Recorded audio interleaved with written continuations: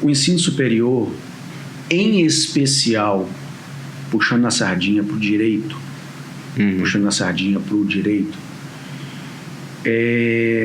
eu vejo assim que quem ingressa no direito, muitas vezes, está ingressando com um olhar muito equivocado. Por que eu falo isso? Bom, na academia, no ensino superior, eu estou desde 2001. Desde 2001 que eu estou na academia. Então, assim, muitas vezes o acadêmico, ele vai, em especial para o curso de Direito, imaginando que ali ele vai se preparar para um concurso público. Imaginando que ali ele vai sair um advogado pronto. Imaginando que ali ele vai sair um profissional pronto. Não é isso. Não é isso. Sempre quando eu começo com os alunos, seja primeiro, segundo, terceiro, oitavo, 10º período, eu chamo a atenção deles para um grande detalhe. Falo, pessoal, vocês têm que olhar, vocês têm que perceber que o direito, como qualquer outro curso, vocês têm que perceber que tem uma função social. Qual a função social que vocês estão tendo, estão observando para vocês ingressarem no direito? Tudo bem, beleza. Eu estou cursando direito porque eu quero ser juiz. Ok, mas por que você quer ser juiz?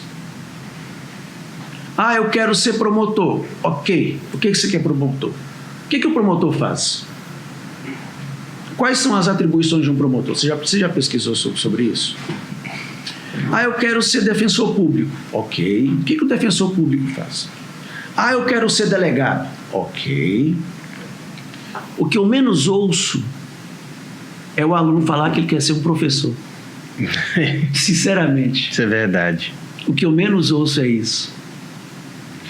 E vou te ser muito sincero, isso não é uma questão que me entristece, mas é algo que me chama a atenção. Por que me chama a atenção, Guilhermão?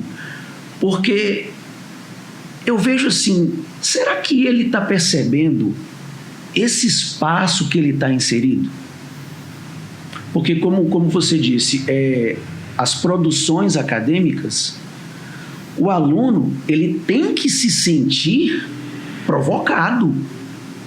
Ele tem que se sentir cutucado, cara. Como se fosse lá no Facebook, né, que tem aquele negócio de cutucar e tal. Ele tem que se sentir provocado. Por exemplo, os alunos falam que um dos períodos mais chatos são os primeiro e segundo períodos. Por quê? Porque eles vão estudar as propedêuticas. Quais são as propedêuticas? Sociologia, filosofia, ciência política, antropologia. É a base, na verdade, do conhecimento, meu né? brother.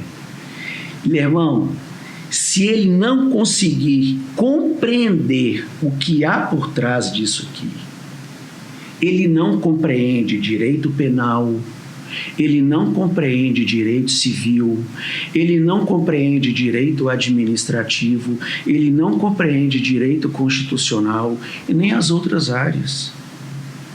Nem empresarial, nem tributário, nada. Vou te dar um exemplo. Falando a nível do nosso ordenamento jurídico, Brasil. Na nossa Constituição, nós temos um capítulo especial que trata dos índios. Isso é antropologia. Os alunos têm que beber Darcy Ribeiro. Casa Grande Senzala. Tem que entender essa questão. Aí eu faço um link dessa antropologia com a filosofia. Aí que ele vai perceber, poxa, por que um capítulo especial para os índios? Porque lá na filosofia, Aristóteles já falava. Muitos pensam que é uma fala de Rui Barbosa, mas não é. É uma fala de Aristóteles. Rui Barbosa falou isso em um discurso para os alunos, onde ele foi paraninfo, salvo melhor juízo, em uma turma de direito em 1932. A frase de Aristóteles é a seguinte: os iguais devem ser tratados de forma igual. Os desiguais devem ser tratados de forma desigual na medida de suas desigualdades. E na própria filosofia também, Guilherme, eu estudo teoria da argumentação. Eu me lembro a Iane conversando contigo sobre oratória. Uhum.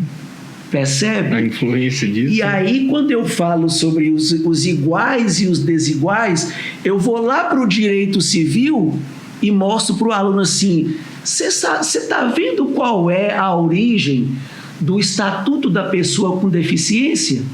Você está vendo por que hoje tem em locais, em estabelecimentos comerciais, no trânsito, aquele local que é para o cadeirante?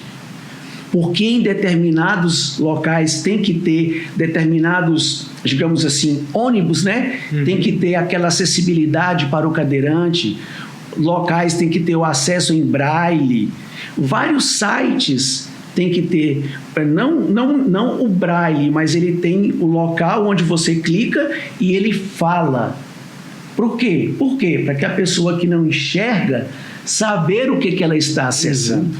Inclusive o podcast, ele tem a opção lá de legendar, né? Que a pessoa que está assistindo pelo YouTube, pelo Facebook, isso. A própria plataforma já gera uma legenda automática para deficientes auditivos. Então, assim, quando foi no início do primeiro semestre do ano passado, né, eu estava voltando de uma licença médica.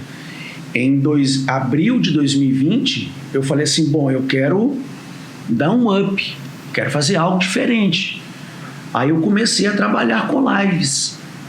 Assim, aí eu tenho contatos com alguns professores, né, que são de fora, uns até eu tenho amizade mesmo. E, cara, foi muito interessante a experiência. Tive, por exemplo, lives com um juiz de execução penal de Manaus, Luiz Carlos Valoar. Cara, uma baita referência, sabe? Uma baita referência.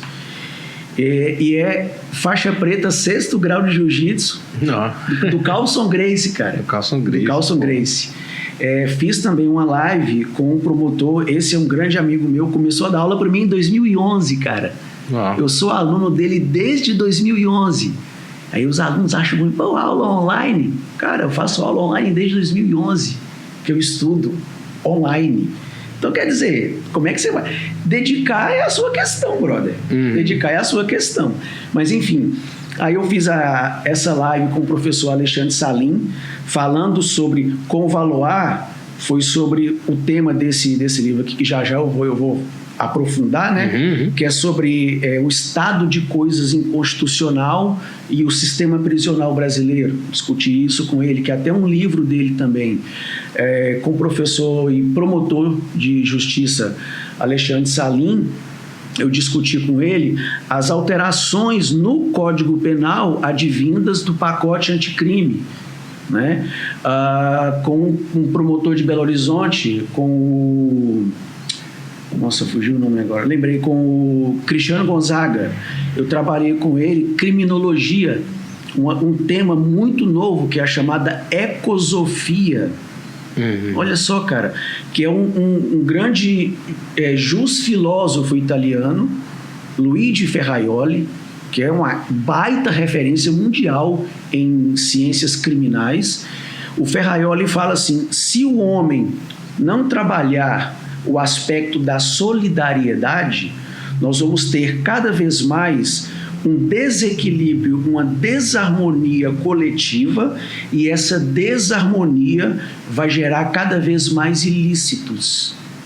Ele fala isso. Então tive essa live com ele também, Fizemos também uma live com, deixa eu ver, o Valois, Salim, o Cris, teve uma outra, cara, tá me falhando a memória aqui agora. Mas enfim, tive esse projeto com as lives e também as produções acadêmicas. Eu sou um professor, Guilherme, que eu incentivo muito os meus alunos a escreverem, em especial a lerem, porque eu tenho uma crítica muito forte com eles. Eu até falo que hoje a gente vive uma chamada geração manchete, sabe? O que eu chamo de geração manchete? Digamos assim, implicações jurídicas da Covid-19. Ah, esse livro aqui fala isso, questões jurídicas e Covid-19. Pronto. Já falei para você do que trata o livro. Entendeu? Hoje, a grande maioria dos alunos, não somente os alunos que eu tenho, não, lógico que tem as exceções, isso é público e notório, mas muitos alunos não querem mergulhar na leitura, não querem mergulhar nos estudos. Sair do superficial, isso, né? Cara, e eles me provocam demais quando falam assim: Betinho, você vai passar a apostila? Como dizia minha avó, velho, meu sangue supita, bicho. Falo, vou passar a apostila assim, tá aí, ó. Aí eu indico doutrinas. Aí eu passo livros, né? Falo assim, olha, Betinho, mas esse livro... Eu falo, meu irmão, se você fosse ler Crepúsculo, se você fosse ler 50 Tons de Cinza... Socorro. Cara, você não reclamava. Socorro. Entendeu? Mas por que, Guilherme? Por que, cara? Sabe por quê? Tem duas coisas. Primeiro, vou falar o que aconteceu na minha geração. E eu, cara, aqui vai, como diz aquele João Kleber, né? Bomba, bomba, bomba, bomba. Bicho, eu era encapiteado, velho. Eu não era aluno fácil, não, cara. 5ª série, 6ª série, não, velho. No Alfredo Sá eu fiz da 5ª até o 1º semestre do 3º ano do ensino médio. A outra, o 2º semestre, eu fiz no São José, onde hoje é o Maria Amália, porque lá no 2º semestre começou a ter integrado. Aí eu fui lá e nós tínhamos aula manhã e tarde. Mas enfim, quando eu fazia alguma coisa na sala de aula e o professor ficava bravo comigo, ele me colocava para fora da sala. Para onde que ele me mandava? Biblioteca. Biblioteca era o lugar de castigo. Então, leitura era sinônimo de punição. Eu já tinha isso aqui em mente. Não eu, Betinho, mas o ser humano já tinha na mente. Pô, leitura é coisa de castigo. Aí eu ia ajudar a tia da biblioteca. Cortar alguma coisinha, colar alguma coisinha. Inibir, né? Isso, cara. Em vez de incentivar, inibe o ato da leitura. Já criava uma barreira, né? E hoje em dia, as informações, elas são muitas, e o que as pessoas preferem fazer? Elas preferem ler um parágrafo ou até menos que isso, e ali tá bom.